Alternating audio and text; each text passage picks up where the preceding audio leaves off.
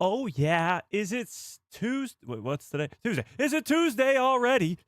Oh, my God. I don't even know what day of the week it is. I've been in this insane snowstorm. We've gotten feet on feet on feet of snow over here. I don't even know what year it is anymore. But is it Tuesday already? Bo-Katan, Katee Sackhoff, actress for Bo-Katan, talking about her return and the fact that she's going to be in Star Wars forever.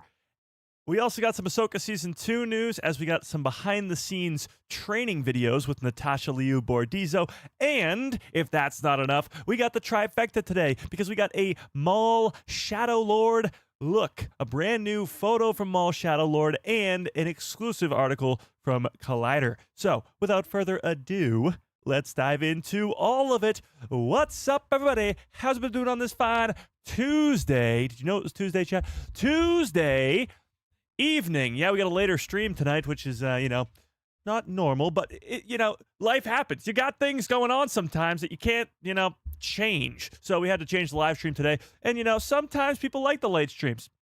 You tell me in the chat. But we got a lot to talk about today. The big three all are present in tonight's live stream. The Mandalorian and Grogu, Ahsoka Season 2, and Maul Shadow Lord. We got to talk about them all because we got news for all of them.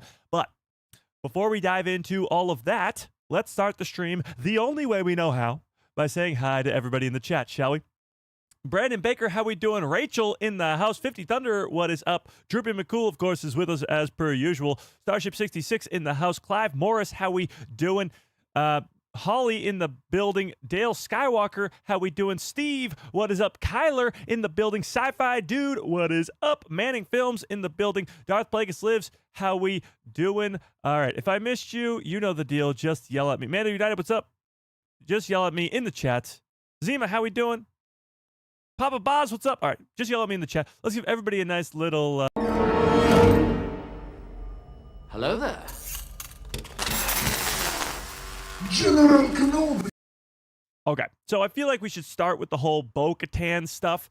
Katee Sackhoff at a fan expo talking about how her character will never go away because, well, we'll talk about that in a second. And then we'll talk about Ahsoka Season 2. And then we'll talk about Maul Shadow Lord. So let's start with the Bo-Katan of it all. And let's start with a poll, shall we? This poll is sort of the question of the week, the question of the day, I suppose. We did get the Mandalorian and Grogu trailer a week ago today. And that trailer was, awesome. Got the hype level for the in the Star Wars fandom way up. That trailer did its job, and that job was to get people excited for this movie, and it did so. It gave us some cameos, like Embo being involved for the first time ever in live action. We knew that Zeb was going to be in there, but they threw him in as well. Stinky the Hutt, the twin Hutts, and, the old guy in a rocking chair. But a lot of familiar faces that we didn't see could also still be in the movie. We've talked about this before, but Carson Teva was in the leaked Lego set for this film. Bo-Katan, who we're going to talk quite a bit about today, but Boba Fett, Cobb Vanth, all these characters who have shown up time and time again in the Mandalorian's 3-season run on Disney Plus that could very well be in this movie. So let's start with Bo-Katan. Do you think Bo-Katan will be in the Mandalorian and Grogu movie? Yes. Oh, Grogu movie. Yes. Yes or no? Tell me in the chat. Tell me in the chat. Should we watch the trailer? Okay. All right. Should we watch the trailer? Would that make you happy, chat? Should we just, get hyped up, start the stream the right way, get hyped up for the trailer? Should we watch the trailer? All right, fine. We'll watch the trailer. We'll get it out of the way. 7 days ago, over 10 million views already. Let's watch it, okay? Fine. Shit. You twist my arm. Okay? Gah.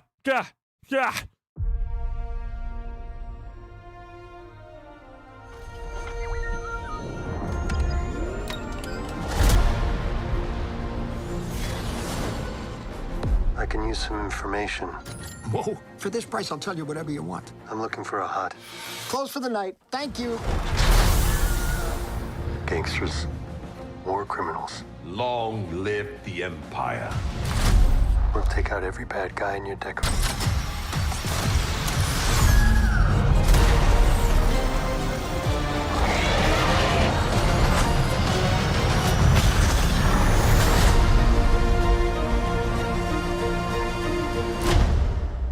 Let's save the rest for after dinner. Legendary. Okay. I mean, I've seen that trailer a bajillion and one times now. It's crazy that it's only been a week. I'm probably, 10 million of those 10 million views. But either way, it did its job. It gets you hyped up. Every time you watch it, you're excited for this movie. It does beg a lot of questions. The whole Grogu training by himself on some weird forest planet with that old dude in a rocking chair. Din Djarin is not there. They seem split up a lot in this trailer. And not a lot of Empire.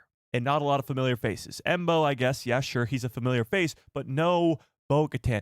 Bo-Katan, as we talk about her today, and we're going to talk about what Katee Sackhoff had to say too, but she was a main character. A main character in the third season of The Mandalorian. So it's a safe bet to assume that even if she's only in the movie for a couple seconds, if Din Djarin needs any type of help, if he's in any, bind, he will call out to his good pal and maybe possibly future girlfriend, Bo-Katan. But let's see where the poll is at right now. Let's see what you guys think just initially before we even get to what Katee Sackhoff had to say. Where are we at with this? All right, so 61% of you guys say yes. You do think that she's got to be in the movie. That means 39% of you say no. We'll see if that sways when we go to what Katee Sackhoff had to say. But we do have a super chat here, so let me get to that, and then we'll talk about this. So, Darth Plagueis Lives with a very generous $5 holla. I appreciate that quite a bit. Says, more Bo-Katan? Sign me up. Also, what are the chances that she could show up in Ahsoka Season 2? Oh, we'll talk about that when we get to Ahsoka Season 2. But love the late streams and appreciate all that you do, Mike. No, I appreciate you. But no, that's very, very generous. Super chats are extremely generous. But, yeah, more Bo-Katan. Could she show up in Ahsoka Season 2? I'm going to say the likelihood of her showing up in Season 2 of Ahsoka is pretty high for one very specific reason, which we'll talk about later. Okay, but let's see what Katee Sackhoff had to say, shall we? So, this article goes into it perfectly. Katee Sackhoff confirms that Bo-Katan's Star Wars future. And she assures fans that Bo-Katan Kryze is not going anywhere. Bo-Katan Kryze actress Katee Sackhoff has given fans an update on the future of her future in the Star Wars universe. Katee Sackhoff began working with Lucasfilm in 2008, voicing the Mandalorian princess. I guess she is a Mandalorian princess. I never really thought of her that way. In the Clone Wars, before eventually reprising her role in Star Wars Rebels, which me and Samantha are watching the finale of Star Wars Rebels tonight. Even having seen Rebels like a million times, and it being my favorite Star Wars show, watching it through with somebody who's never seen it before, because Samantha, of course, has never seen it before, it's just still so freaking good. I mean, all the stuff in Season 4. Season 4 is a masterpiece. Season 3 is good. I mean, it's great. Let's be honest. But Season 4 is just, from start to finish, a masterpiece. All the stuff with the Loth Wolves, Kanan's death, all of it. All of it is just perfection. We just watched the World Between Worlds episode and the one before the finale. But yeah, it's awesome. So she reprises her role in Star Wars Rebels. The only problem I do have with Rebels is the animation style. Bo-Katan looks horrible. I mean, she looks great in Clone Wars. She looks great. She looks like Katee Sackhoff, and then when they bring her into live action, she looks amazing. When she's seen in Rebels, she looks horrendous. Same with Yoda. Same with Anakin. Like, pretty much all the legacy characters who you see in Rebels, they look terrible. But that's my only gripe with the show. Everything else is just, I mean, perfection. It's just, it doesn't get much better than that. It is perfect. Rebels is a masterpiece. And anyone who says otherwise, I respect your opinion, but you're wrong. You are wrong. Holy shit, is that real? Wait, what? Hang on. Is that? Holy, Holly with the $100 super chat? What? What? This is where the fun begins.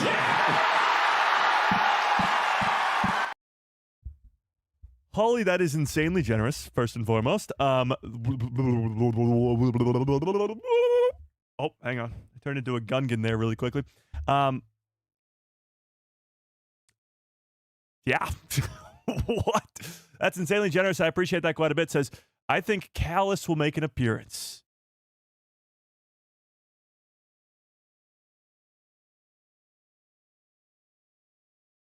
In what? In the Mandalorian and Grogu movie or Ahsoka season 2? Or both. Or both. Holly, you need to be more specific on your super chats. We've talked about this before. We've been through it a million times. No, I'm kidding. That's insanely generous. Literally insanely generous.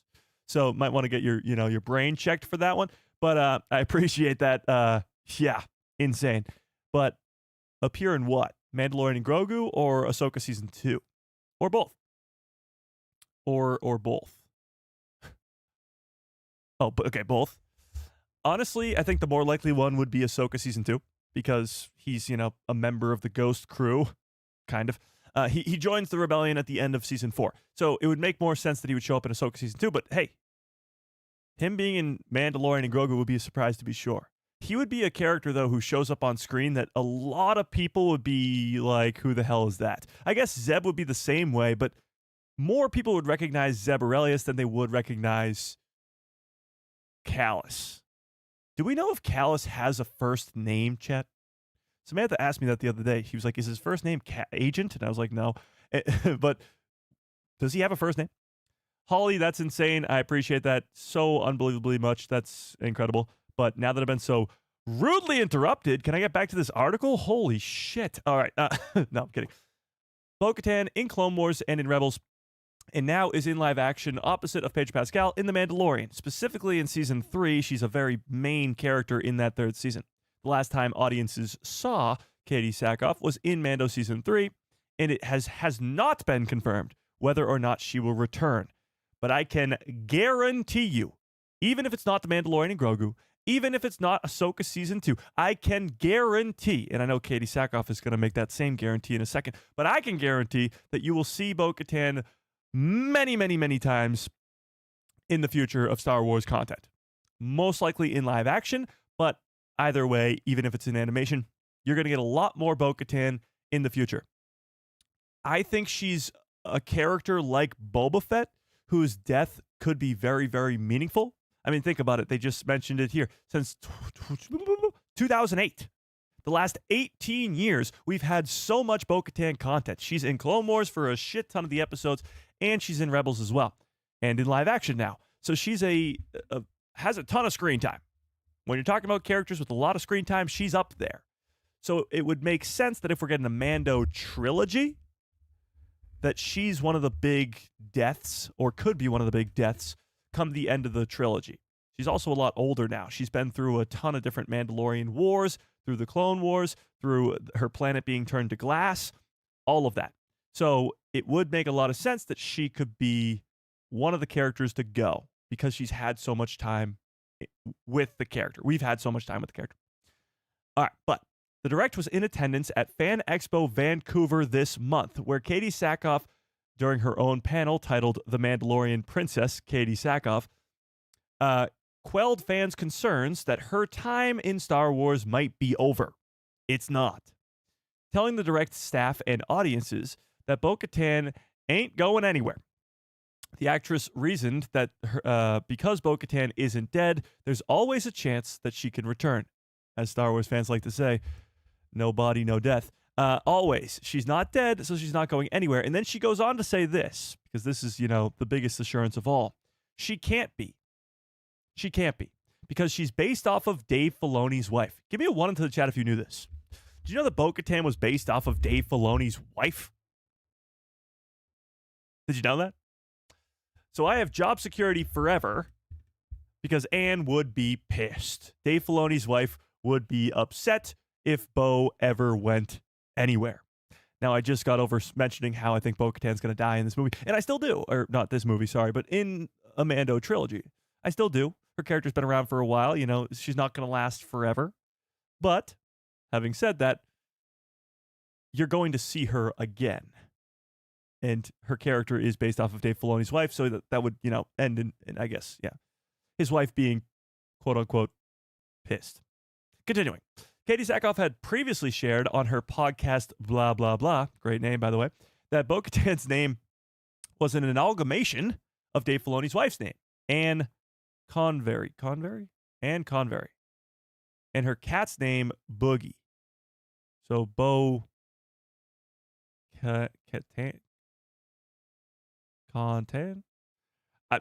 Okay. She also cleared up suggestions that Kryze was modeled after her, saying that her character looks the way that she looks based off of Dave Filoni's wife. So even the look, not just the character, but the look of the character is based off of his wife, not Katee Sackhoff. Because if you've seen Katee Sackhoff in person, if you've seen her in other shows, she has blonde hair. She doesn't even have the red hair that Bo-Katan has, and it's not this, I guess, short. What do you call this haircut? The short hair. The short hair. The short haircut. Of course. I'm a pro haircut enthusiast. No, that's not it. Barber? No. Okay, sure. But either way, you look at Katee Sackhoff. She doesn't look like Bo-Katan. So it's based off of Dave Filoni's wife, not Katee Sackhoff. So she had this to say. Bo-Katan's name, named after Anne Filoni, and a cat, Anne's cat, Boogie. Great name for a cat, by the way. Which is weird because people think that it was drafted after me, and I'm like, no, that's Dave Filoni's wife, Anne. We just looked enough alike that we could actually work. She is one of very few characters that comes over to live action and keeps the same actress. We're going to be watching a video of Natasha Liu Bordizzo training for Ahsoka in a little bit here, and she is not the voice actress for Sabine in Rebels. Same with Ezra. Iman Esfandi is not the voice of Ezra in Rebels. Same with Ahsoka.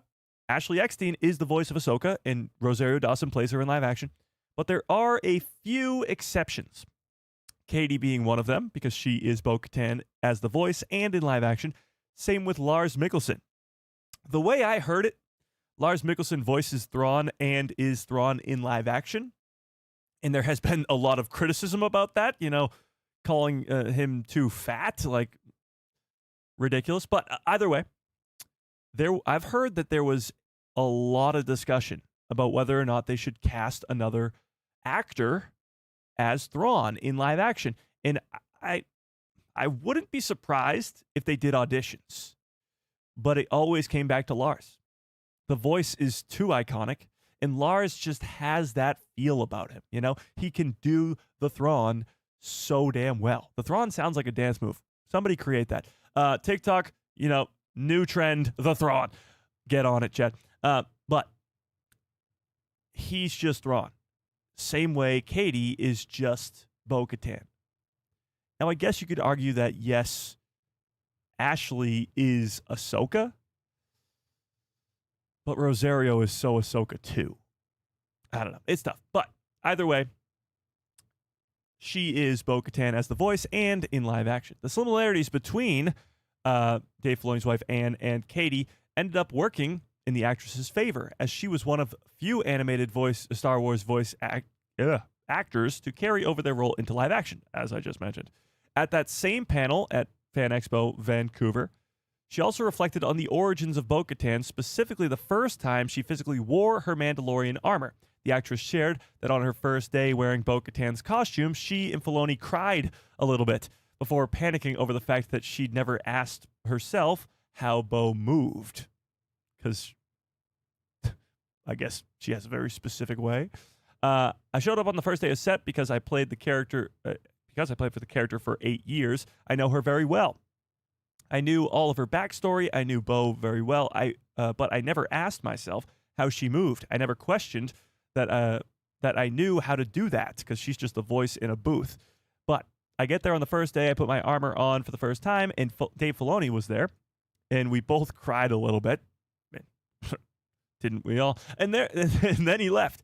And I looked myself up and down in the mirror and with Katie's face and thought, oh my God, that's not Bo-Katan. What does Bo do? How does she move? Now, if you've seen Season 2 and Season 3 of The Mandalorian, you know that she did an unbelievable job and that it's perfect. I mean, it's an exact replica of the Bo-Katan we see in animation. But she starred in 10 episodes of The Mandalorian, including being upped to a series regular in Season 3, a main character in Season 3, which sparked speculation that Bo-Katan might replace Din Djarin as the Mandalorian. You guys remember that? We were talking about this for a while. After season 3 ended, and it ended in a way that was very much, I guess, an ending. The Looney Tunes zooming in on Grogu, on Navarro type ending. There was a large conversation going around that Bo-Katan was going to replace Din Djarin because of all the behind-the-scenes stuff with Pedro Pascal. People thought he was done with the character, done with the role. Little did we know that we were getting an entire movie where Pedro Pascal would, of course, be in the movie as the character. But there was a time there where people really thought that Din Djarin was done and Bo-Katan was the replacement. And it caused an uproar, to say the least, but that was an actual thing that happened for a while. So when will we see Bo-Katan again? If you think it's not in The Mandalorian and Grogu, tell me where you think we'll see her again in the chat. But let's see what this article has to say. With Mando Season 4 on ice until The Mandalorian and Grogu has been released, Katee Sackhoff's return as Bo-Katan Kryze is currently unconfirmed. I am still very much of the belief that Mando Season 4, although it does exist, because Jon Favreau has said many, many times that it was completed. The scripts, or the plot and scripts for Mando Season 4 were completed during the production, during the filming of Mando Season 3. So long before The Mandalorian and Grogu, the movie, was even an idea, Season 4 was completed.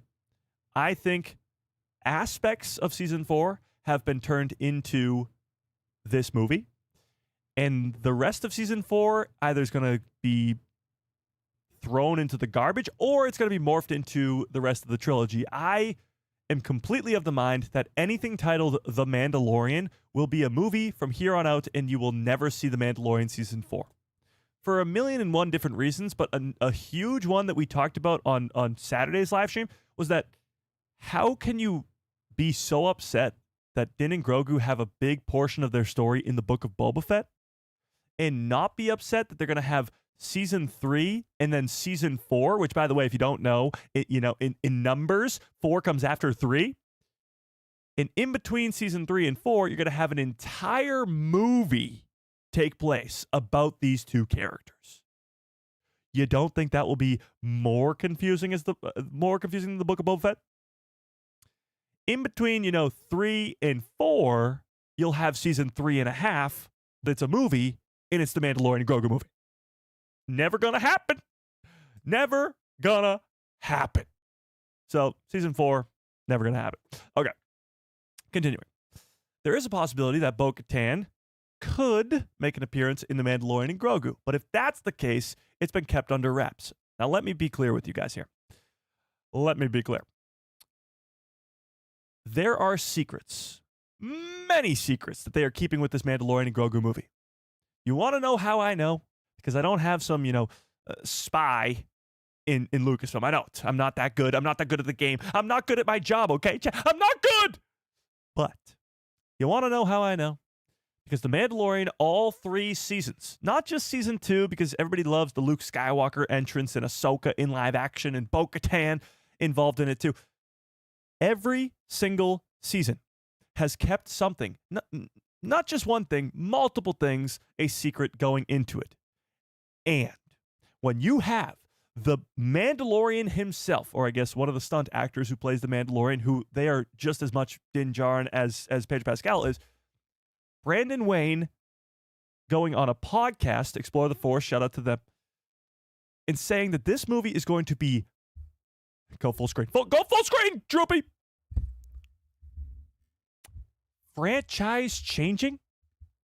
When you say words that go with The Mandalorian and Grogu, and those 2 words are franchise changing? Yeah, they're keeping a lot of secrets. They're keeping a lot of secrets. And obviously, they're not going to show us them in the trailer. Think about Season 1 of The Mandalorian. None of the marketing, zip, nada. None of the marketing had Grogu anywhere. He's a main character. He's in every single episode. He's not in a single trailer, a single piece of marketing. And honestly, it kind of hurt Disney because they didn't have Grogu merchandise ready to go for that Christmas. But either way, they kept it a secret, and it was like the biggest thing ever. It's why we're getting a movie. Let's be honest. The big surprise of Grogu being in a baby Yoda being in The Mandalorian is why we're getting 3 seasons and a movie, and hopefully a trilogy. So, franchise changing? There's going to be quite a few surprises. Now, is Bo-Katan one of those surprises? Possibly not. I mean, I don't know. But there is going to be a lot of things that we have no idea are coming in this movie all the way up until the release of the movie. Any trailers, any leaks, anything, we're not going to know. That's why Luke Skywalker was never leaked before the second season. Grogu was never leaked before the first season. They don't want you to know, so you're not going to know. They are so insanely good at keeping secrets over there at Lucasfilm that they just won't tell you. They won't let it leak out. They won't let anything happen because they don't want you to know, so you won't know. And I think the Mandalorian and Grogu movie is going to have the most of that. The most. Ahsoka Season 2 is going to have some surprises, but we pretty much know the gist. A war in our Star Wars versus Grand Admiral Thrawn. And in the other galaxy, Mortis Gods, hopefully Abeloth. I guess that will be a surprise, but either way. And a lot of cool action sequences. A lot of cool battles. Not that big a surprise. Even with Maul Shadowlord, we kind of get the gist. He's got an apprentice, might be a canon version of Darth Talon. He's building up his underworld. With the Mandalorian and Grogu movie, surprises out the wazoo. Okay? Everywhere. Everything everywhere all at once. You know? You get what I'm putting down here, Chet. You know? It's going to be insane. Franchise changing. So, keeping Bo-Katan under wraps would be just the tip of the iceberg, if that is the case. Just the tip of the iceberg. And let's not forget, Season 3 did end with Din Djarin and Bo-Katan teaming up the Mandalorian people to go reclaim their home world. An arc that has been 18 years in the making. Since all the way back when we first got introduced to Mandalore and the Mandalorians and Bo-Katan in that Clone Wars season, it's been in the works since then. These Mandalorians uniting and reclaiming their home world. So to go from that in Season 3 and then to just throw out the character completely in the movie, not going to happen. It's not going to happen. A baby Greedo is a plushie I never knew I needed. This is where the fun begins. Continuing. Okay, Bo-Katan became a close ally with Din Djarin through Season 3 of the Disney Plus show, aiding Pedro Pascal's helmeted hero by uniting the remaining... Oh, I just said this, didn't I? Mandalorian clans and leading them to fight Moff Gideon. By the way, Moff Gideon is dead. He's dead. She was left relighting the Great Forge and beginning the reconstruction of Mandalore, meaning her storyline is very much open. Beyond the Mandalorian and Grogu, there's still a chance that Bo-Katan or Katee Sackhoff could reprise her role in Ahsoka Season 2. Seeing as both stories take place in the same part in the timeline, and Bo-Katan has history with Rosario Dawson's character, Ahsoka, from their time on the animated shows. Regardless, it seems that Bo-Katan is an important character to Dave Filoni, as it is based off of his wife, so it is not difficult to imagine that she'll be back up in Star Wars sooner or later. And I'm heavily leaning towards the sooner. I think 2026 will give us at least one appearance of Bo-Katan. Now, let's check out the poll in the chat right now, because I do have one more little, nugget of information, of evidence, I suppose, to suggest that she will be in this movie. But 66% of you, oh my God. Execute Order 66. 66% of you guys think that she will be in the Mandalorian and Grogu movie. Now, I don't know. I am right now, currently, 6/31, February 24th, 2026. I am currently leaning towards her being in Ahsoka Season 2 more than I am for the Mandalorian and Grogu. However, the one piece of evidence that pulls me towards that she will at least make a cameo appearance, a brief, tiny little scene in the Mandalorian and Grogu is this. Now, this is something that we watched 7 months ago, maybe more, 8, 9 months ago. You had mentioned This is an interview that we watched on this channel back maybe May. We're talking 9 months ago. Well, yeah, close to that. Something like that. We'll just watch it first. We'll watch it first. Earlier this year that you've not worn the armor in 2025. I did notice that The Mandalorian and Grogu wrapped production in December of 2024. Did they? Sure did. Wow. That's all we're gonna get on that front. Can I ask, at this present moment, do you know when we will see Bo-Katan again? Are you privy to the direction of that character? You will see her again in some form. Dave Filoni cannot get rid of me because Bo-Katan's based off of his wife. So, you know, I've got some job security. You had mentioned. There you go. She mentioned it all the way back then about the Dave Filoni wife thing. But a few things happening here. One, she mentioned that she was not in the Mandalorian armor in 2025, but the Mandalorian and Grogu finished filming in 2024. And that's the question that's posed to her in this interview, where her response is nothing. Mentioned earlier this year that you've not worn the armor in 2025. I did notice that The Mandalorian and Grogu wrapped production in December of 2024. Did they?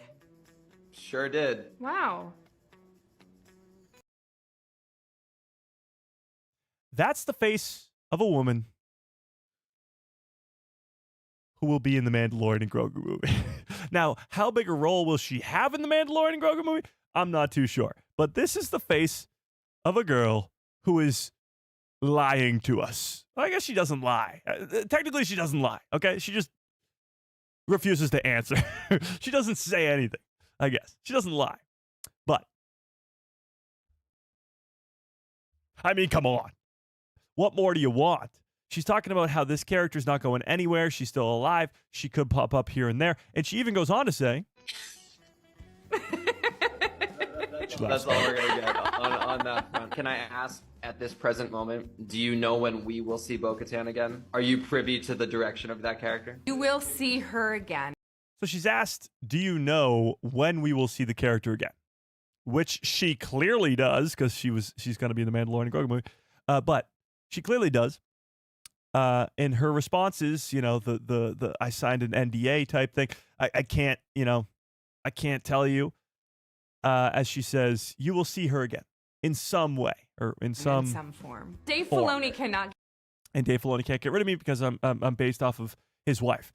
So not only is the job security there, but this character has become so significant and so important to the Mandalorian story, to Din and Grogu's story, that not only are they likely to be dating, you know, a little Mandalorian wedding type deal, you know, Bo-Katan, Din Djarin, Bo-Katan Djarin, Bo-Katan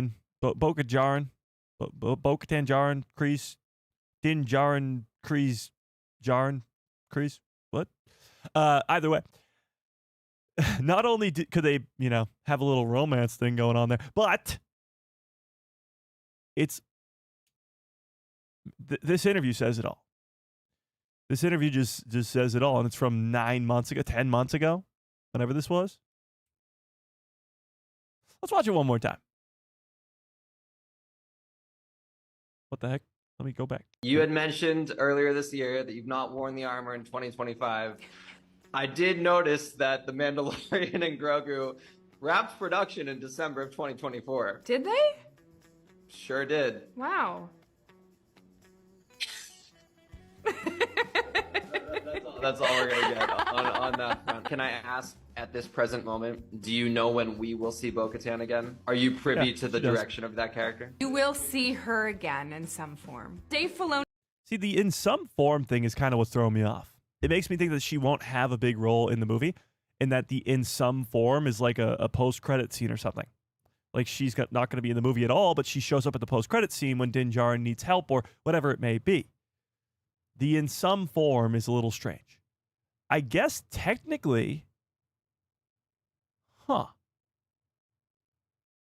So we've talked about how she could appear in The Mandalorian and Grogu. We've talked about how she could appear in Ahsoka Season 2, but nobody's brought up Maul Shadow Lord. We're seeing Rook cast. We're seeing Mandalorians. you think we could see Bo-Katan in Maul Shadow Lord? Is Bo-Katan a character who could go 3 for 3 on the year and appear in all 3 projects?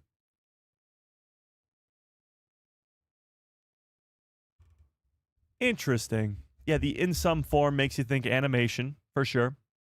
Why not Maul Shadow Lord? If we're getting other Mandalorians in there, why can't she be in there too?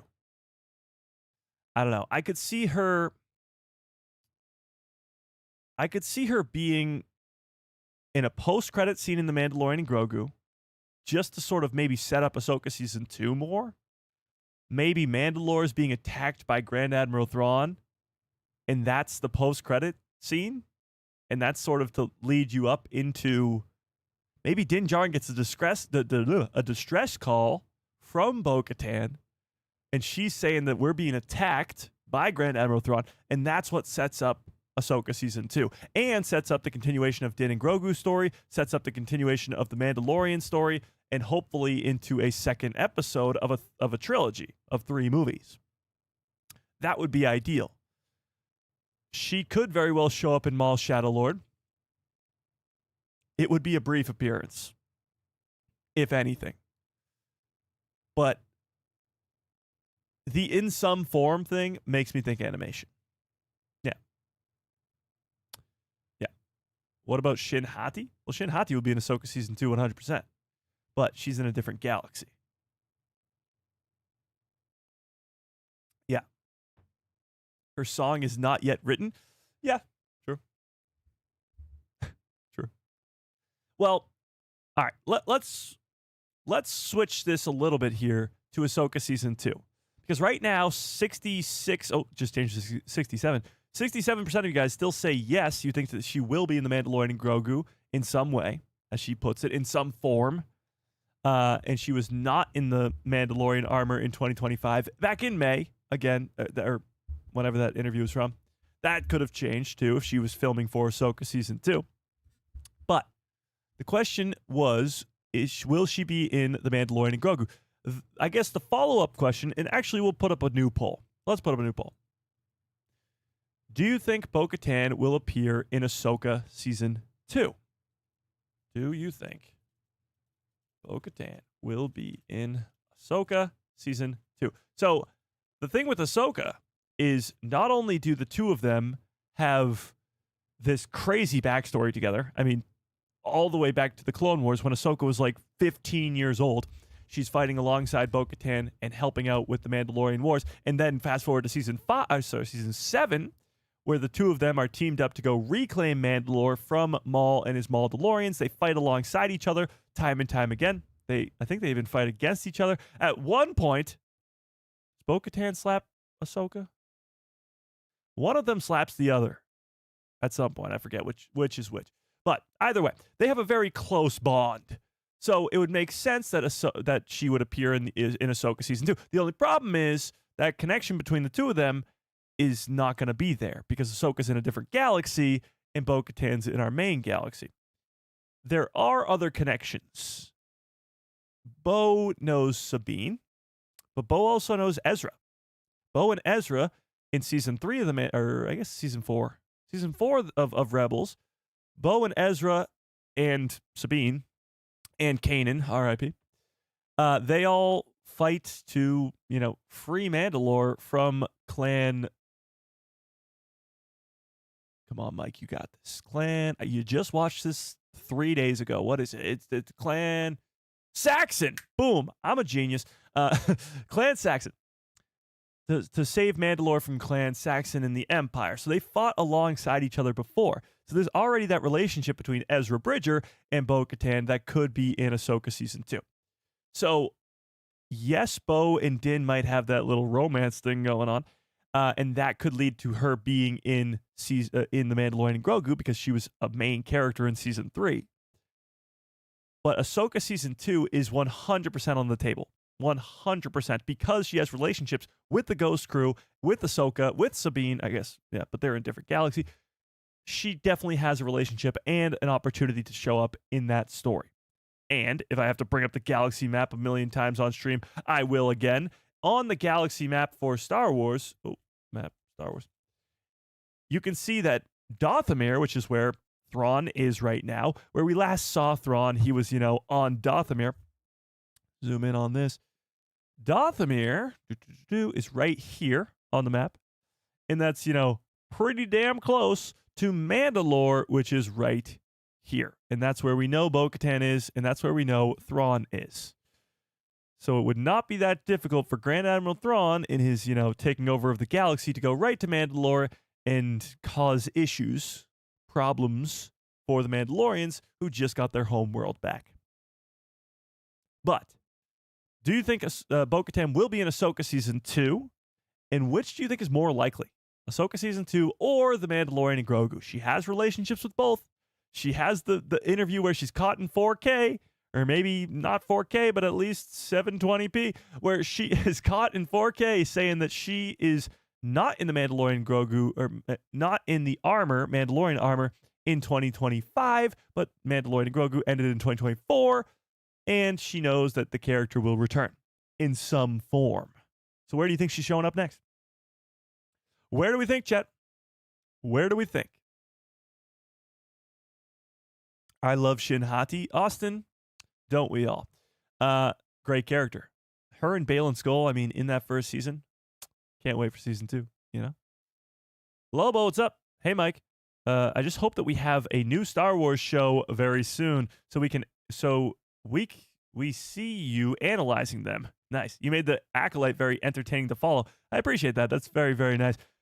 The Acolyte was a highlight of the channel for sure. It not only made the community feel more like a community, but it was a fun one to, break down and watch all the crazy people lose their minds. But yeah, Maul Shadowlord's coming up very, very soon. Are they still planning to rebuild Mandalore? Yeah, absolutely. That's where they end off at the end of season 3. Mandalore's been turned to glass, so the reconstruction of that planet is not going to be something that happens overnight. So if Thrawn does go to Dathomir, it's like, hey guys, how we doing? He's going to absolutely destroy them. Like in seconds. Because they are not ready for a fight. They're not. There's maybe, I don't even know, 50 to 100 of them. There's not a lot of Mandalorians. There's not. So they would not stand a chance against Thrawn and his army of Night Sisters and Night Troopers and, whatever else he has going on his side. Yeah.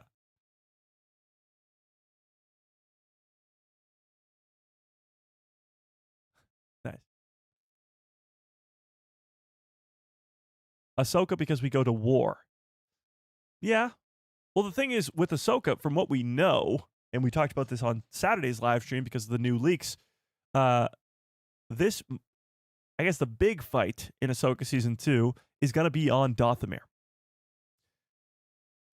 Nowhere, at least yet, and again, Lucasfilm is so good at keeping secrets, but nowhere in any leak is there a mention of Mandalorians, or Mandalore, or Bo-Katan for Ahsoka Season 2. So we've gotten what feels like 1,000,001 leaks for Ahsoka Season 2, but none of them mention Mandalorians. Now, maybe that's on purpose. Maybe they're trying to make you look one way when the other way is the truth. But if there was a battle in this section of the galaxy and the New Republic needed help, because the New Republic does right now control At-Aten from Skeleton Crew, but if they needed help, because, the New Republic is stupid and dumb and stupid. But they would call the Mandalorians. Now, granted, the Mandalorians, there's not many of them, but they're warriors. And Din Djarin's a Mandalorian. He's working for the New Republic. So he's that connection there. He's that connective piece. And again, I propose the question, will Din and Grogu be in Ahsoka Season 2? Because if there is Mandalore help, if Din Djarin, if like I said earlier, the post-credit scene of The Mandalorian and Grogu is Din getting a distress call from Bo-Katan that Thrawn is coming to attack them, then he's going to be in that next project. He's going to be the one who goes to try and help his people because they reached out to him. It's going to go one of two ways. Ahsoka Season 2 is going to be just jam-packed with everybody, or like Din Djarin, Grogu, the people of At-Aten, Bo-Katan, the Mandalorians, or they're saving that for the next movie. Hopefully the second in a trilogy, but they're saving that for the next story after Ahsoka Season 2, which could be possible because they have to spend so much time in the opposite galaxy, the Peridia galaxy, with Ahsoka, Huge Wang, Sabine, Shin Hati, and Bale and Skull, and whatever else is over there. So maybe they don't have enough time in Ahsoka Season 2 to give us Din and Grogu and Bo-Katan, so they save it for the next movie, which I would not be opposed to. I would not be opposed to that, but I guess we'll have to wait and see. I guess we'll just have Huge Wang. Who the hell said Huge Wang? What are you guys talking about, Jet? What are you talking about? Okay, let's talk about the Ahsoka behind-the-scenes look training video from Natasha Liu Bordizzo, shall we? Now that we've brought up Sabine Wren, now that we've brought up Peridia, take a look at this. Take a look at this.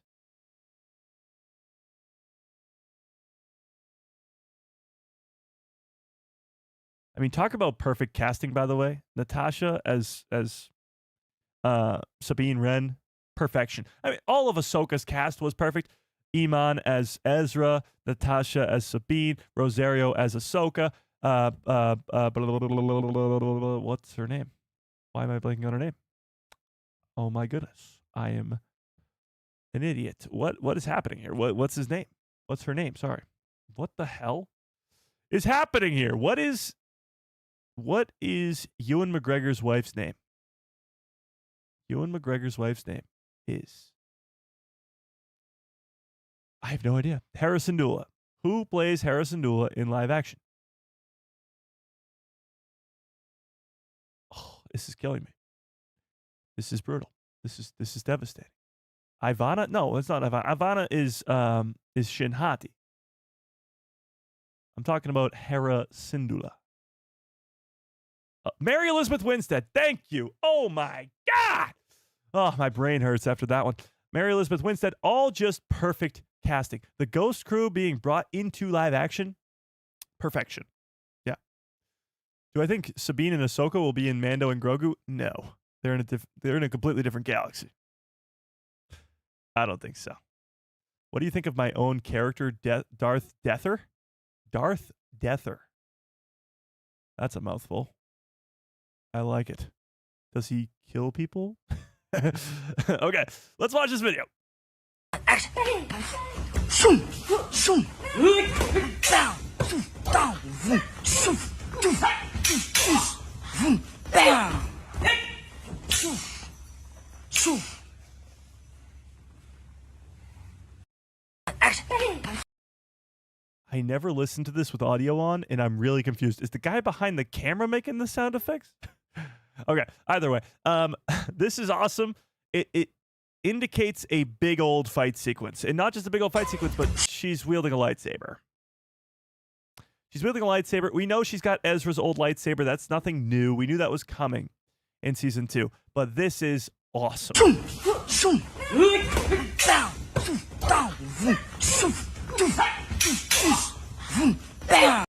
The other thing you notice is the people that she is fighting also have lightsabers. I think they're going to be swords, but swords that can fight against a lightsaber.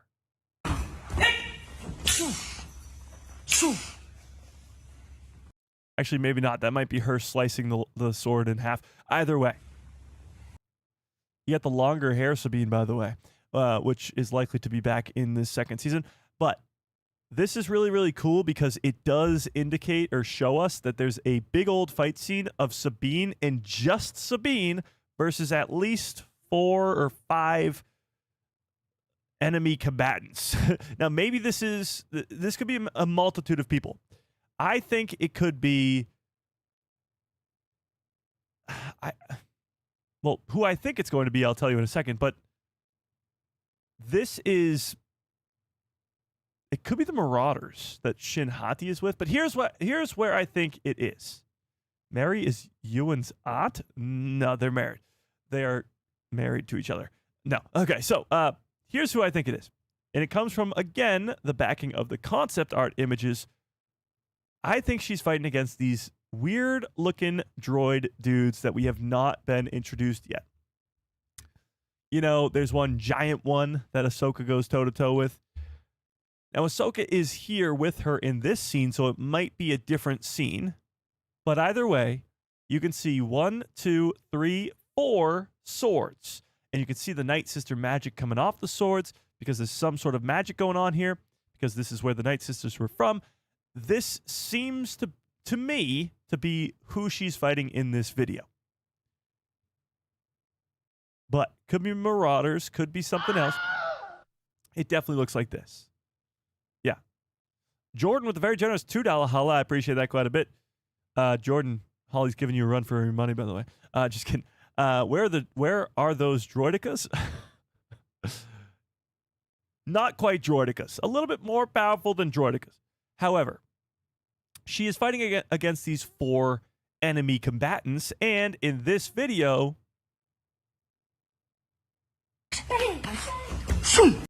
Oh, wait, somebody shoots at her. See that? That guy's shooting. This girl's shooting at her. She's going boom, you know? 1, 2, 3, 4. 4. I got 4. I count 4.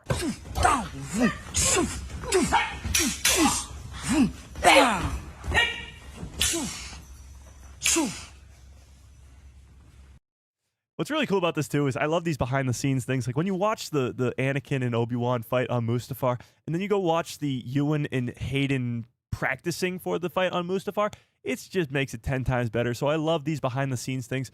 I hope they do this with all the fight scenes after they come out. They show the behind the scenes of them training for it because it shows just how much goes into actually doing these scenes and that she's not doing a stunt double. Like this is her in those fight scenes, which is cool. But she's fighting 4 people here, if I count it correctly. 4 people who have swords that can go up against a lightsaber. And by the way, it would make sense that the Night Sister magic swords would be able to do that. Now, here's the thing.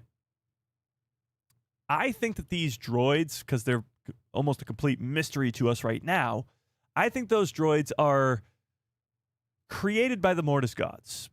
And they're created to protect something there, probably Abeloth. Like I'm 92% sure it's Abeloth. But they're there to protect something. And they're created by gods. So they're not Mortis Gods themselves, but think about how powerful they must be. These swords must be able to combat a lightsaber. Now, we've seen this already. We've seen this with Mother Talzin in the Clone Wars. We saw this in Season 1 of Ahsoka with Morgan Elsbeth.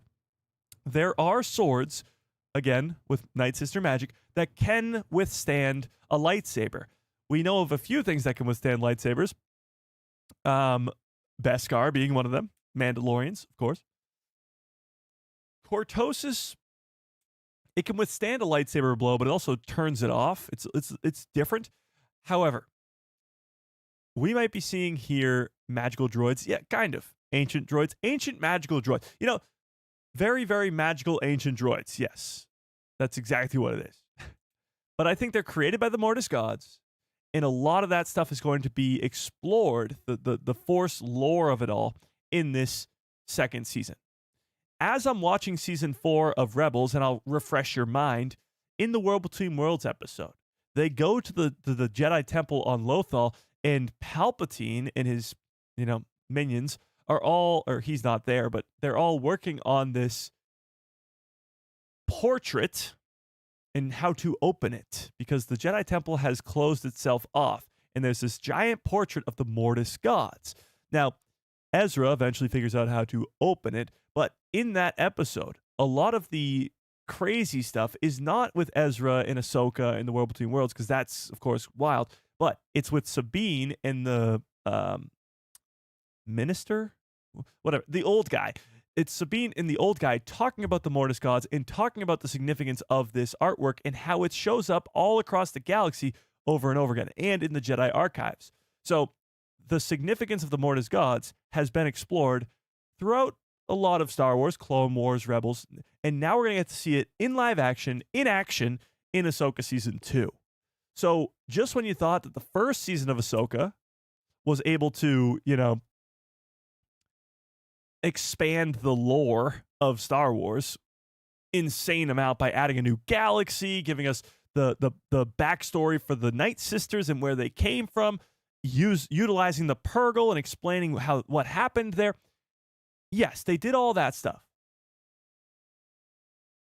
Adding a new galaxy to Star Wars is one thing. Explaining the Force, or not explaining it fully, but exploring the ideas of the Mortis Gods and all this other craziness about the Force is what Season 2 is going to give us. And it's going to be mind-frickin' blowing. Maybe not as mind-blowing as seeing Anakin Skywalker go toe-to-toe with his, Snips, his apprentice, but mind-blowing in a different way. Exploring and explaining unexplained and explored things. I repeat, explaining and exploring unexplained and unexplored things in Star Wars, and that's a lot. Force ghosts, the Force itself, these are things that are ideas, they're concepts that have not really been explored at all. The World Between Worlds is another one. I mean, talk about not explained or explored. We've barely even scratched the surface on the World Between Worlds. But a lot of this second season, and again, based off of the concept art and based off of this video of Natasha being all badass behind the scenes. I'm going to mute that. This is what gives us that hope that this is going to be action-packed, obviously, but explore the Force. Explore unexplored things with the Mortis Gods and all that other greatness. So I see something like this, and my hype goes through the roof for Ahsoka Season 2. I mean, my hype was already through the roof, but it goes through the roof even more. Minister Hayden. Nice. Okay. Minister Hayden. I just watched that episode, and I didn't even remember his name. But they did say it in the episode, so I'm just stupid, I never claimed to know all about Star Wars. I just like to talk about it. Okay. Yeah. Hodja with a 19-month membership. That's insane. That's insane. I appreciate that quite a bit. You didn't get the hello? I'm sorry. Hodja. You know what? I'll give you a special hello. Hello there. There you go. Better now? Okay, but either way, very cool action sequences coming our way featuring Sabine Wren and her wielding a lightsaber. The cool thing about Sabine, and I know a lot of people were against her wielding the Force. Tell me in the chat, do you like Sabine wielding the Force, yes or no?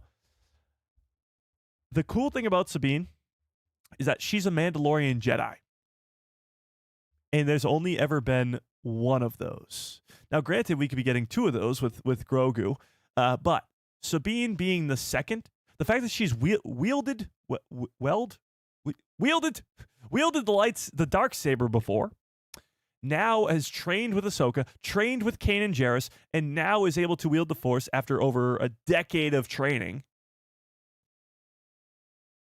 It's going against everything that her people stand for, because other than Tar Vizsla, the Mandalorians are so the opposite of the Jedi.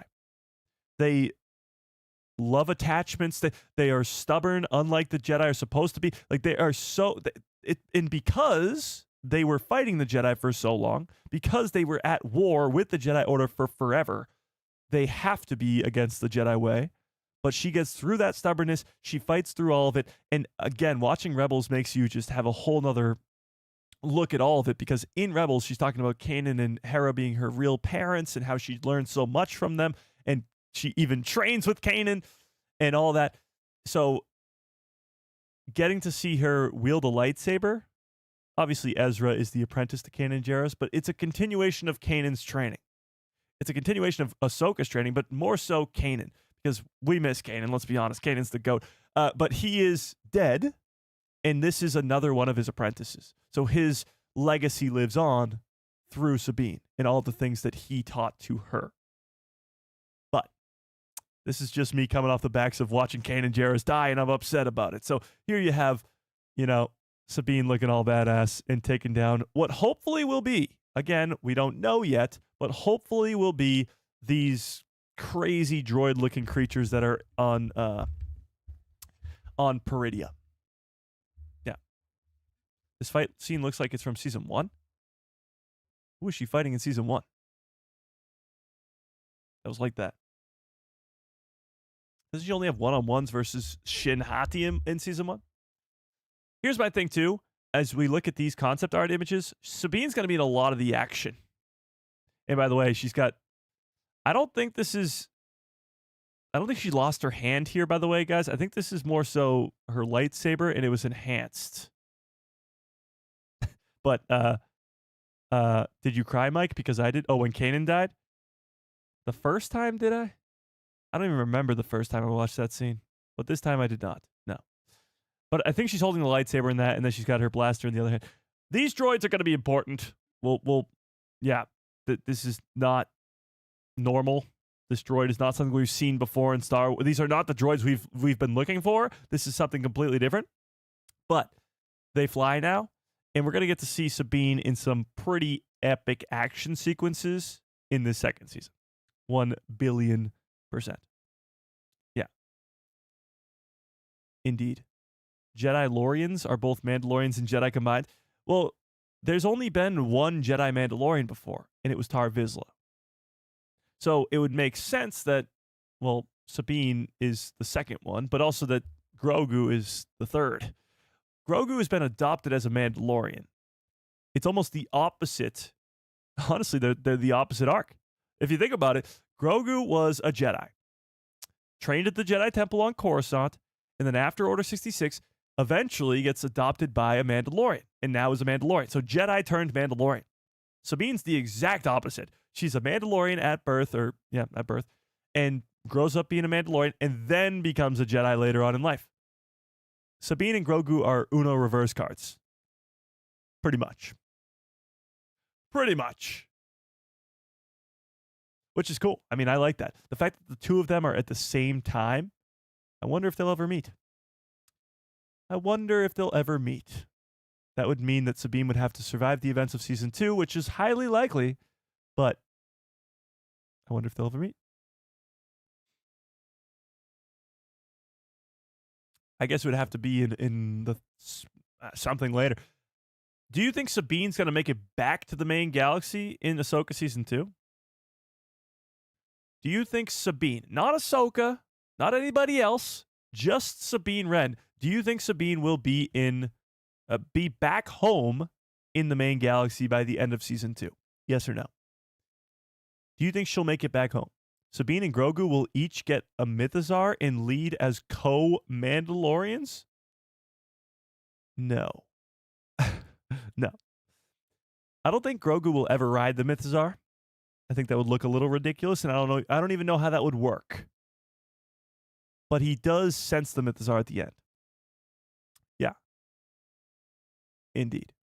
Okay, so you guys are saying yes, that you think Sabine will come back to the main galaxy.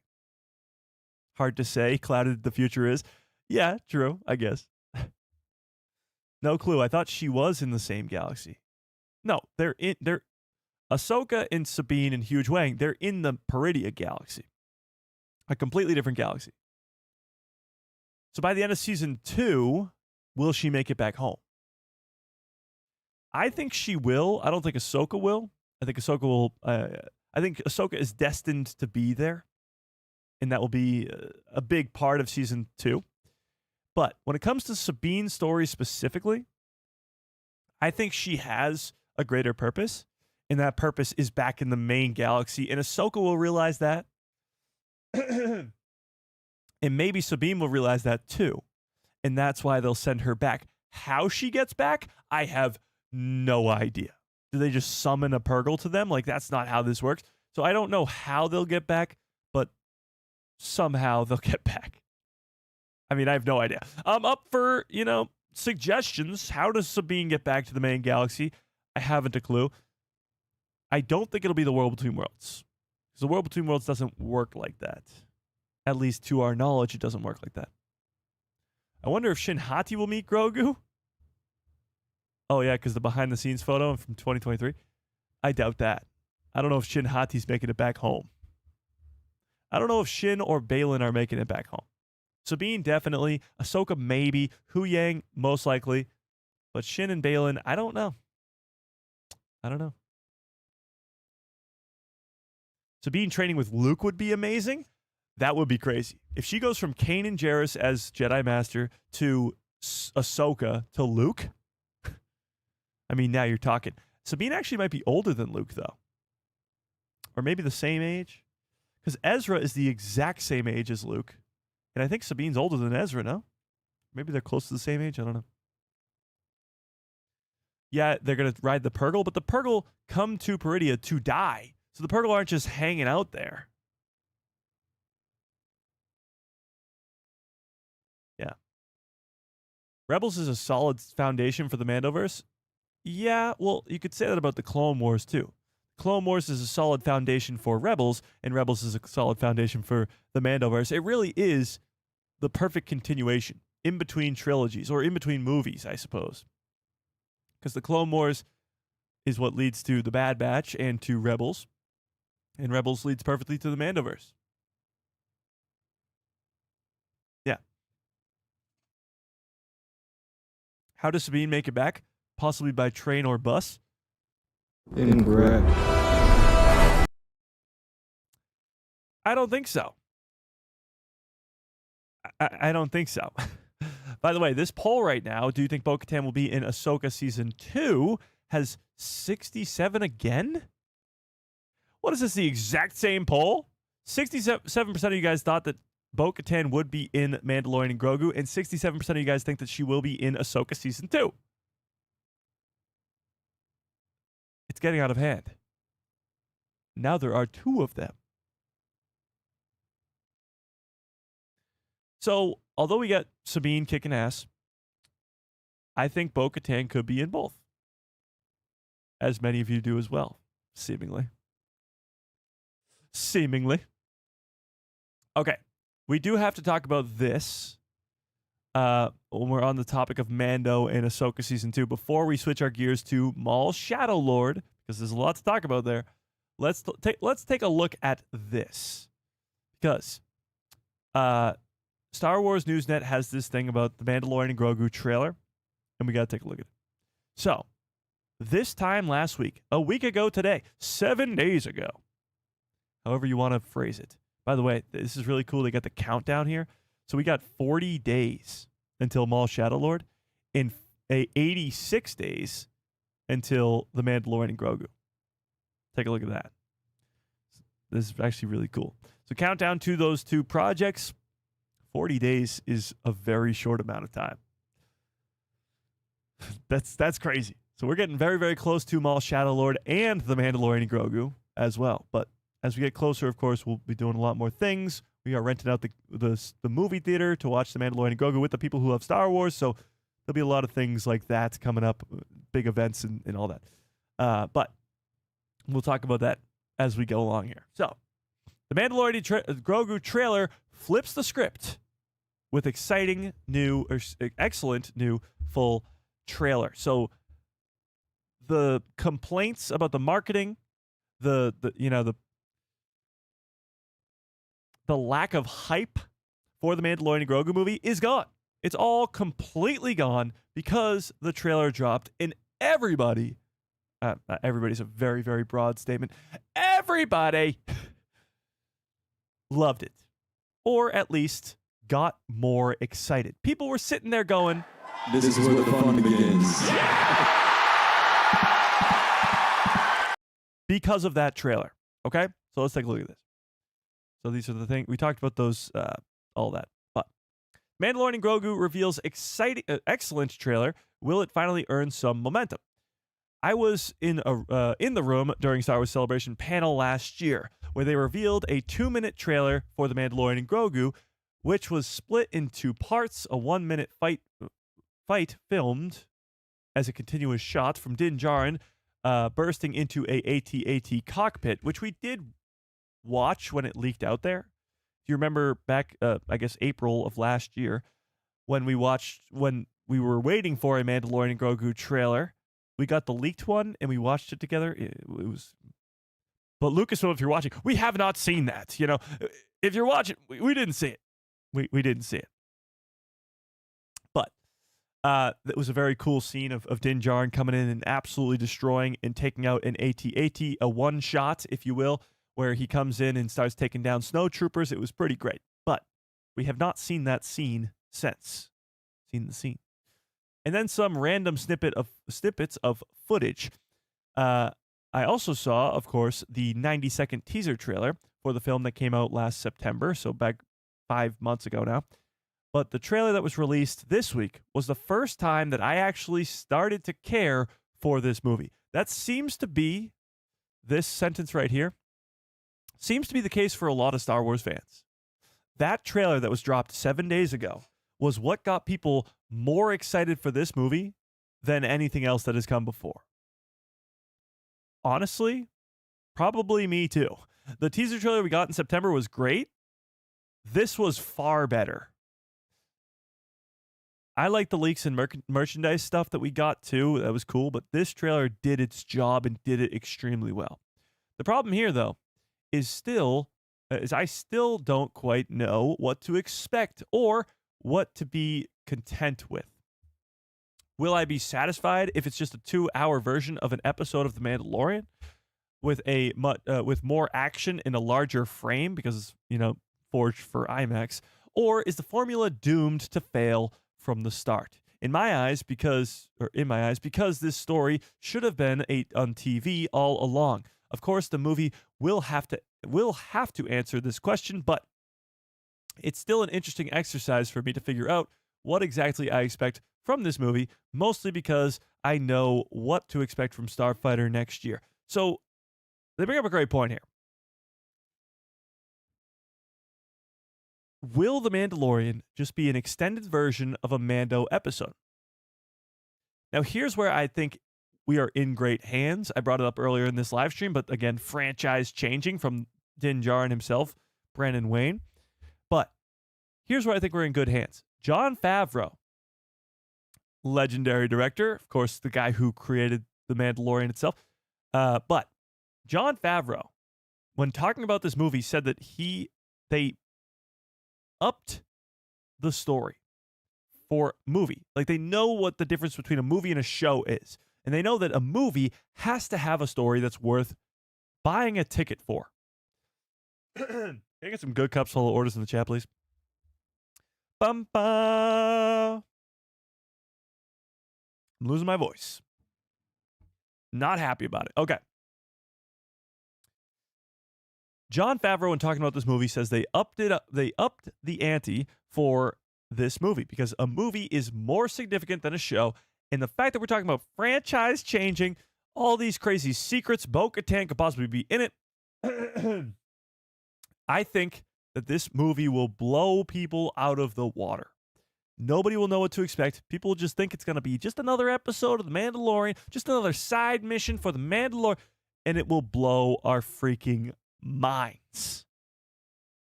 Blow our minds. But we will have to, I suppose, wait and see. And there's, of course, Stinky the Hutt looking as great as ever. They go on to talk about all this other stuff with Colonel Ward and everything. Breaking down the trailer, I suppose, in this unanswerable scene. But it was very important to bring that up because that's a big concern for a lot of people. Is this just going to be an episode of The Mandalorian just made for a bigger screen? And I don't think that's the case at all. At all. But we'll have to wait and see. All right, let's switch our gears now to Maul Shadow Lord. On a scale of 1 to 10, tell me in the chat, how excited are you for Maul Shadow Lord? We just went over how it's 40 days away. 40 days. How excited are you for Maul Shadow Lord? On a scale from 1 to 10, tell me in the chat, because we just got this exclusive from Collider. Take a look at this. Darth Maul emerges from the shadows in new image from Dark Disney Plus Star Wars series. Exclusive. Dark Disney Plus Star Wars series. Now, Maul has always been a darker character. He always has... When he's on screen in the Clone Wars, he's chopping people's heads off. You know? When he's in Rebels, he's drawing Ezra to the dark side. He's always been that darker side of Star Wars. So it would make sense that his show, a show about him, would still have those aspects. Him killing people, all the darker sides of Star Wars with the underworld. That's what this show is going to be. But Maul first arrived as a signature Star Wars villain all the way back in 1999 in The Phantom Menace. The years later, he's set to return in the new in the new animated Disney Plus series. Ray Park first played the character in live action many years ago. And although he briefly reprised his role in Solo, A Star Wars Story, Sam Witwer took over the voicing duties of the character in the Clone Wars and in Star Wars Rebels, taking over for Peter Serafinowicz, who voiced the character very few lines in The Phantom Menace.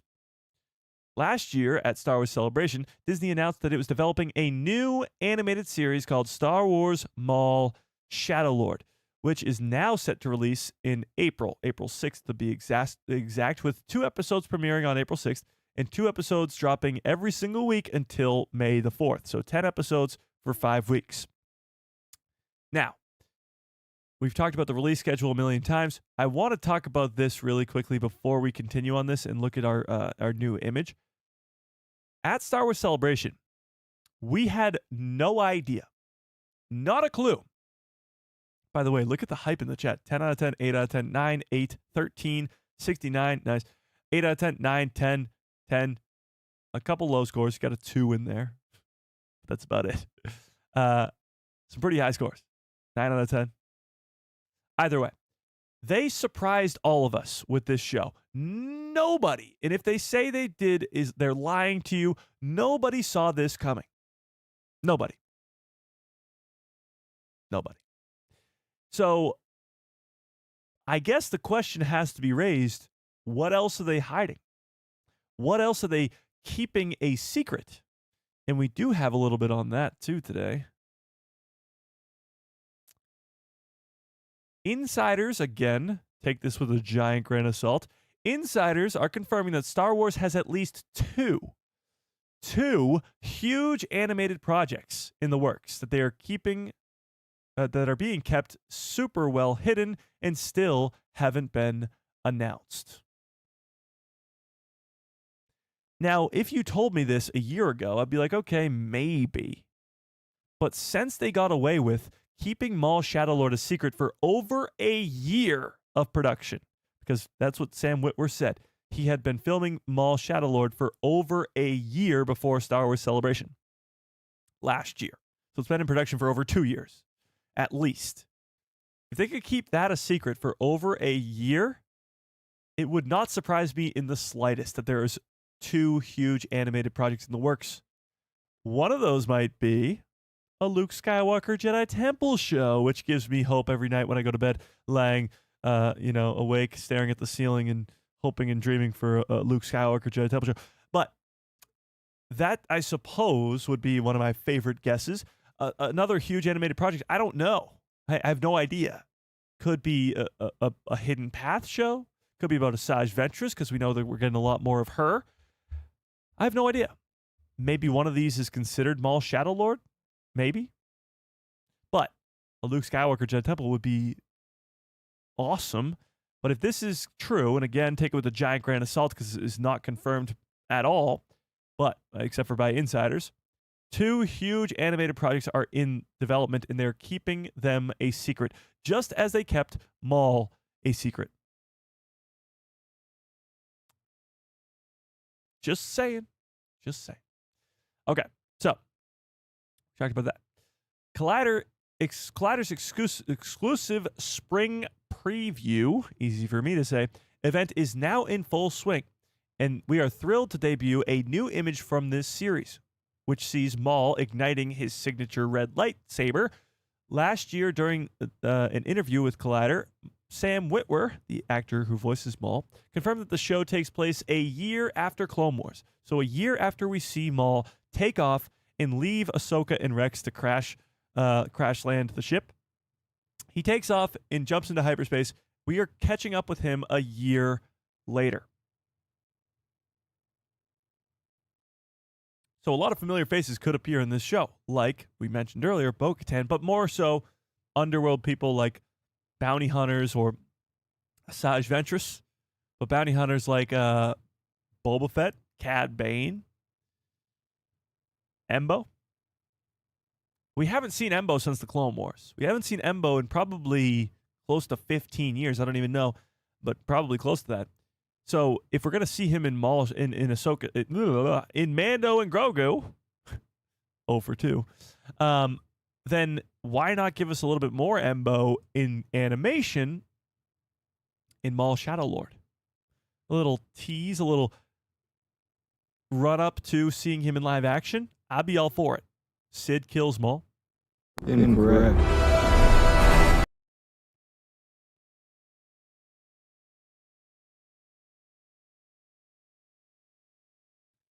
I don't think so. Okay, but I wouldn't be surprised if we got Embo in this, just to get a little bit of tee up the live action debut of the character in Mando and Grogu. But this means that it will take place before the events of Rebels, obviously, because he dies in Rebels. Spoiler alert. So it will continue the long run of Star Wars trend, which is filling in the gaps for older projects. The first trailer for this series also shows Maul taking a new Twi'lek apprentice, a young Force user who is not living up to her full potential, who may well be our live action or our canon version of Darth Talon. The first trailer and information dump for Maul Shadow Lord also revealed to us something interesting about the series. It confirmed that Wagner Moura had been cast as Brander Lawson. It's Brander, I believe. I'm 99% sure it's Brander and not Brandon, and this is a spelling mistake. But he is fresh off of his first Oscar nomination for his performance in The Secret Agent, and also is famous for his work in Ridley Scott's Apple TV series, Dope Thief, sorry. I've not seen either of those things. But here is the image itself. Let's take a closer look at this. It's Maul. No longer Darth, just Maul. Igniting his lightsaber. The animation style, the new animation style that's supposed to be like seeing it through Maul's eyes, sort of, makes it look really, really cool. But there it is. Maul in all his glory. Now, what I do like about this a little bit is the lightsaber. You know how it's like, it's kind of like, it's got a life to it. You know? It's not like Rebels. Another complaint about Rebels.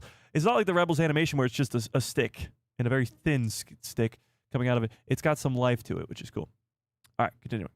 Just a few weeks after Maul Shadow Lord airs its final 2 episodes, Star Wars will return to the big screen with The Mandalorian and Grogu and all that fun stuff too as well. And yeah, okay, that's it. So this is our image.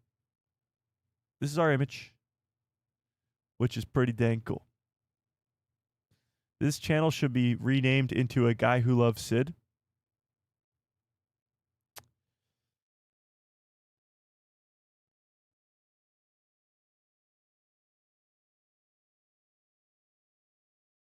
No.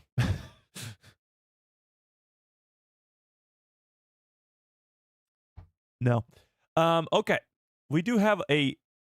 let's go to the interview first. So Sam Witwer reveals how Maul has changed quite a bit in this upcoming show as well. And he even talks about Savage Opress here. So take a look at this. All right. Sam Witwer gives us an insightful... Oh, by the way, penultimate issue of Star Wars Insider. Star Wars Insider comes to an end this year. Comes to an end this year. Wild. But Sam Witwer gives us a insightful interview as he dives into the upcoming animated series Maul Shadow Lord, premiering on April 6th on Disney+. The latest Star Wars show finds Sam Witwer reprising the role of the former Sith Lord as he embarks on a new mission in a rapidly changing galaxy. So let's get to what Sam Witwer had to say. By the way, I mean, take a look at this shot. It's a different animation style, and I kind of like the fact that it's different because it maybe kind of bridges the gap between the animation style of Clone Wars and Rebels. Because Rebels still seems very out of place with the animation style, but either way. So here's what Sam Witwer had to say. He's confused and a little apprehensive, he explains. when we pick up after Clone Wars, the Empire has taken over, and Maul reassesses everything. There was a plan in place that were supposed to install him. Him from the changes of the Empire, from the changes when the Empire came into power. And a lot of the people that were supposed to be there for him were not. Interesting. He's getting back on his feet. The dust is clearing. So the people who were supposed to be there for him, I'm assuming he's talking about those underworld people, I suppose. His team that he had on Mandalore. So he's rebuilding. Dust is clearing, and he's looking around at the Empire, the thing that he and his master have been working towards since he was an apprentice, and thinking, is this what Palpatine had in mind? How does he feel about this? So Maul is going to have some reflection going on here, looking at how, he intended on Palpatine doing this and what actually happened and how that is very different. Yeah. He goes on to say that Maul's new stance towards Palpatine, as he says, he's very angry with Palpatine. Let's not forget that Palpatine kills his brother, takes him from the Mandalorian throne, and tortures him. And then we see him later on freed, of course, because the Mandalorians came and rescued him. He understands now that that's the guy, that guy is the root of his suffering. Sorry. So all of Maul's suffering, he blamed Obi-Wan for a while, but now he thinks Obi-Wan's dead. So he's blaming Palpatine. And we know where this ends. We know it goes to Rebels. And Rebels, of course, has him on Malachor 5. No Crimson Dawn to be seen. No apprentice, no Twi'lek apprentice to be seen. No Kira to be seen. Maul is by himself. And he seems to have been there for a while. So I think his obsession with Kenobi in the Clone Wars sort of makes him lose his mind a little bit. And then when Kenobi's gone, he loses his mind now more so about Palpatine than anybody else. Because he is the root of his suffering. In Shadow Lord, he sees it even clearer. Everywhere he looks in the Empire, he sees Palpatine's hand. If Maul's going to shake his fist at him, he has to believe he's somehow superior to Palpatine.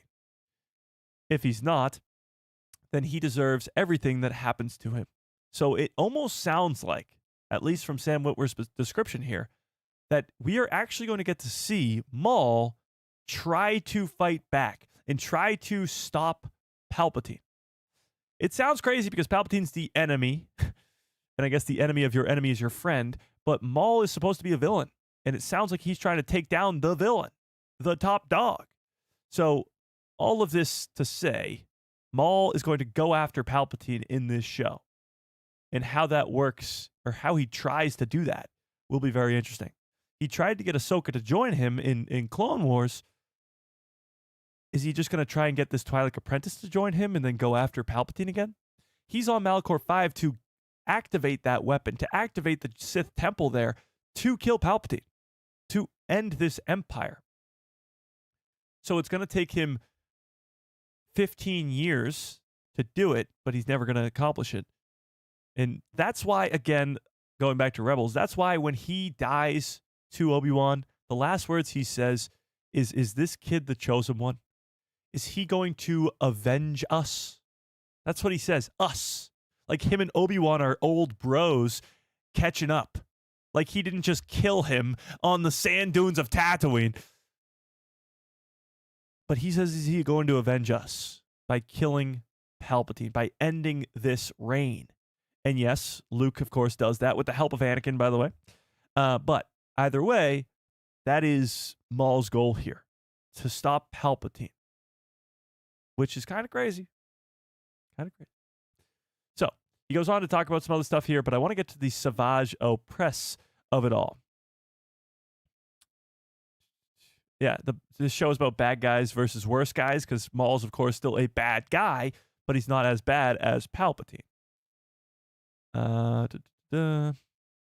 Okay, Savage Opress's role in Maul Shadow Lord. Maul has experienced tragedy after tragedy in his life, but few compare to the devastation fostered by the murder of his brother Savage Opress at the hands of Palpatine, Darth Sidious. In this Star Wars Insider interview, Sam Witwer explained how Maul has not forgotten about Savage in this new series. So no, his brother's not going to appear in the series. He is dead. He's gone.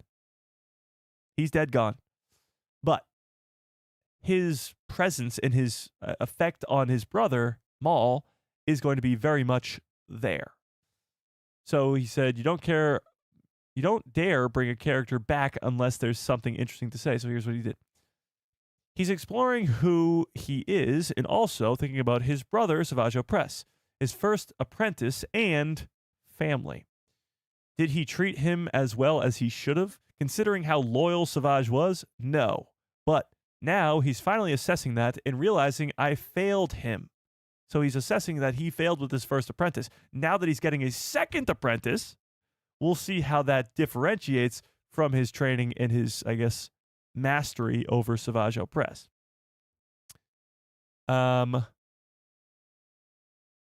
Dave Filoni's mandate for Maul Shadowlord was that Sam Witwer's unique creative role. Interesting.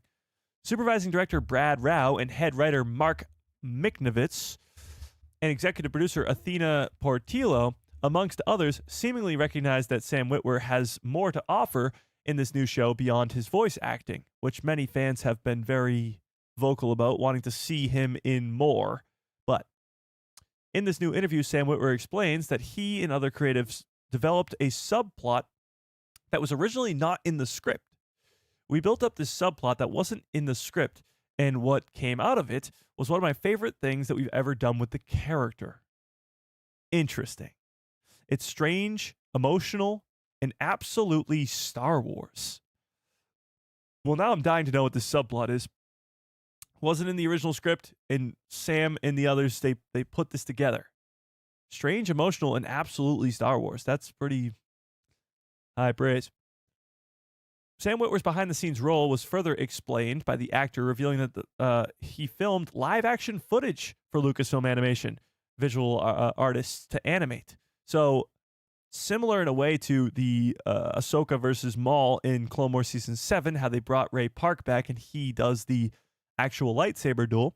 They're using his actual live-action footage. Interesting. We've tried things that you wouldn't imagine, like me shooting reference footage for complex emotional scenes. Interesting. So the animators could see how my eyes and expression worked. Huh. Series creator and executive producer and now president of Lucasfilm, Dave Filoni, there you go, who's recently a new co-president of Lucasfilm, gave one mandate for Sam Witwer and the rest of the creative team for Maul Shadowlord. Dave Filoni gave us a mandate to do everything better. Acting, scripts, story, choreography, sound. He told us to push everything further. So it's not just a new animation style. This show, although it's only 10 episodes, is pushing the boundaries of all Star Wars animation. It's supposed to be bigger and better than anything we've seen before. That's the mandate. He concluded his interview with a resounding statement that is sure to get most skeptical of Star Wars fans excited for the new series, as he said this: "We all wanted to make this the best thing we've ever done." We've gotten a lot of Maul. We've gotten a lot of Darth Maul. I know normie fans who only watch the movies may only know him from, that's a great cover, by the way, may only know him from The Phantom Menace, but we've gotten so much of him in Clone Wars, so much of him in Rebels, and now he's getting his own show. And they wanted to make this the best thing that they've ever done. Not just with the character, but the best thing they've ever done in animation.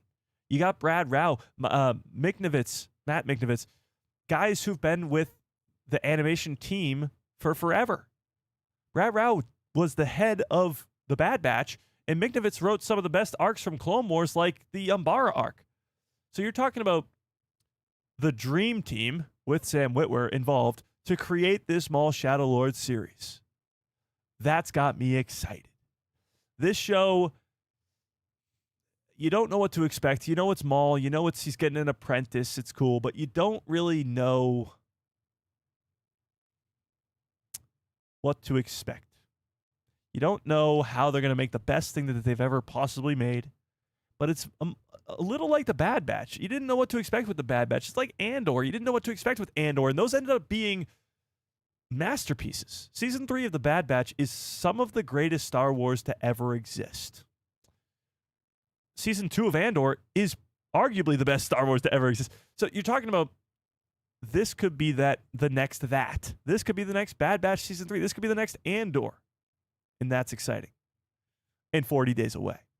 Mike, we are about an hour and a half into the chat, and we've you've hardly mentioned death. Are you okay? I thought I killed somebody off earlier, no? Oh, Bo-Katan. I killed off Bo-Katan. What do you mean? I was talking about Bo-Katan's death. Yeah, I'm fine. Fine. The Bad Batch gave us Sid. Yeah. Oh, okay. So the only downfall, hey, guess who wasn't in Season 3 at all? You know what character didn't make a single appearance? You want to know why Season 3 is so good? You want to know why it's one of the best seasons of Star Wars television?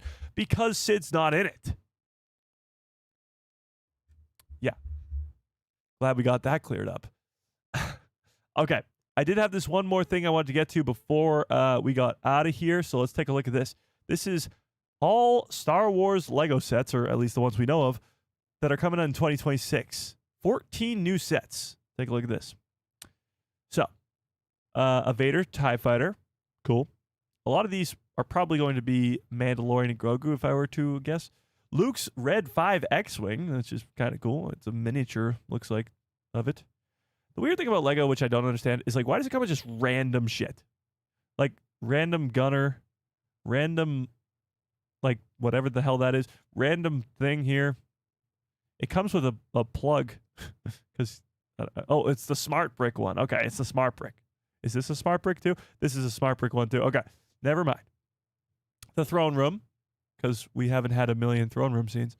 Also, random A-wing that comes with it, and like just random stuff, you know, per usual. Mos Eisley.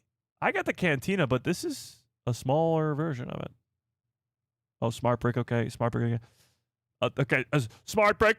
Oh, yeah, smart brick compatible. So they just went from making bigger Lego sets to making smaller Lego sets, but adding the smart brick.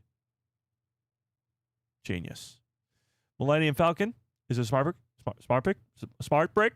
Yep, smart brick. Okay. Stupid smart brick. ATST. Smart brick. Okay, smart brick. I'm already sick and tired of this smart brick. I'm not gonna lie. Ooh.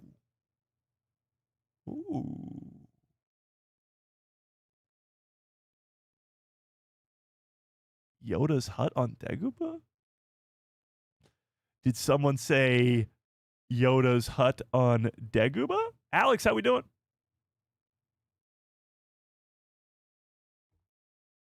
I kind of like that. Okay, now we get to some Mandalorian ones. The AT-RT attack, which we, on that ice planet, not sure if it's Hoth yet, but could be Ilum. Will be great. And Zellan ship, we talked about this before, but comes with a B-1 battle droid, comes with Mjolnir for some reason, and these golden scissors, which they wouldn't be accessories if not for them being important or used in the movie. Now, I don't think Thor is going to be in the movie, but like this red cup, this weird blue thing, which is probably like a cookie or something. But the Anzellan ship is one that's seen in the trailer, or maybe it was the leaked trailer. Either way, it's seen in one of the trailers, and will likely be Grogu and the Anzellans going to save Din Djarin. Grogu, there you go. I like how they're doing the armored up Grogu, you know. The new Razor Crest comes with Zebrilius, pretty cool, and again, random gunner, just random throw it in there, a couple extra pieces. But the new Razor Crest with the yellow, pretty cool. Of course, you know, New Republic X-Wing. The only bit of information that gives us Carson Teva being in the movie, because this is Carson Teva right there. Carson Teva is included, confirming that he will indeed make his way to the big screen. So there's that. That's big news that kind of just went completely under the radar because it was a leaked thing in a Lego set. But either way, Carson Teva, right there. M1 Starfighter is rumored, but I don't know why they would make that if it's gone. Ewok Attack. is rumored. That sounds epic. Battle of Hoth Echo Base is rumored. Okay, interesting. Sandcrawler, that would be pretty cool. I like that idea. I like that idea a lot. AT-AT, probably for the Mandalorian and Grogu, I would assume. Imperial Shuttle, nice, like that. And there you go. So those are all the rumored and confirmed LEGO sets coming in 2026. And the biggest thing of all this is that Carson Teva in the LEGO set right there. And I guess Sigourney Weaver in a X-Wing costume, because she will likely be flying an X-Wing in this movie, which not many people kind of assumed was going to happen. But there you have it. All the LEGO sets that are coming this year that we know of. So, with that, we talked about all today. Ahsoka Season 2, Maul, Shadow Lord, Mandalorian and Grogu quite a bit, Bo-Katan specifically. But I do have to get on out of here. This was quite the stream, if I do say so myself.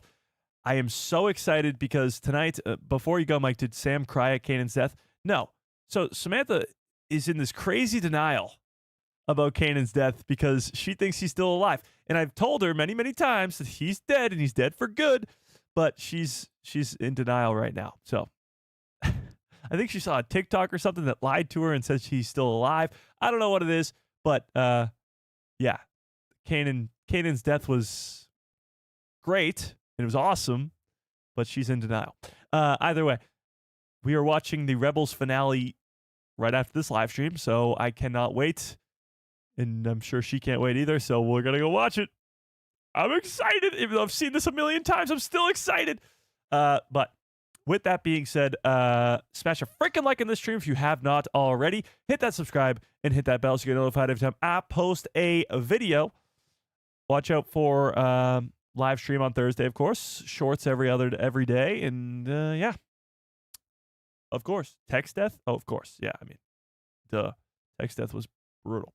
But smash a freaking like in the stream if you have not already. Hit that subscribe.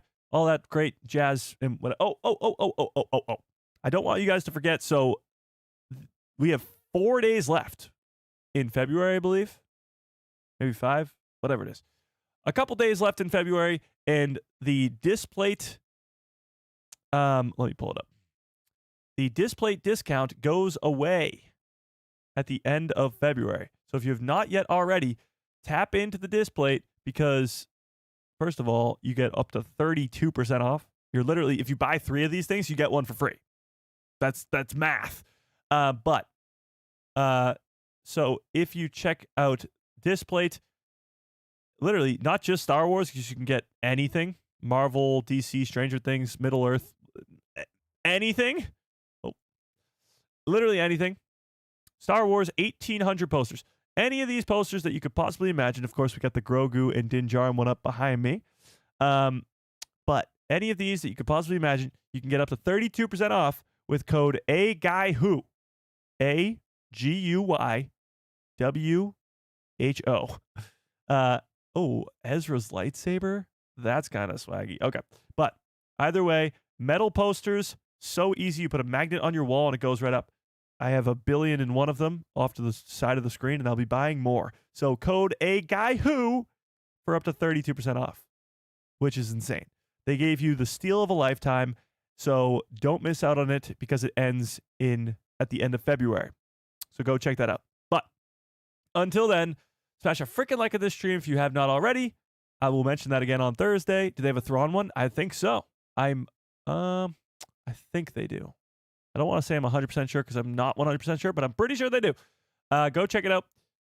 And yeah, may the force be with you. Always. Chopper, we had like 2 great streams.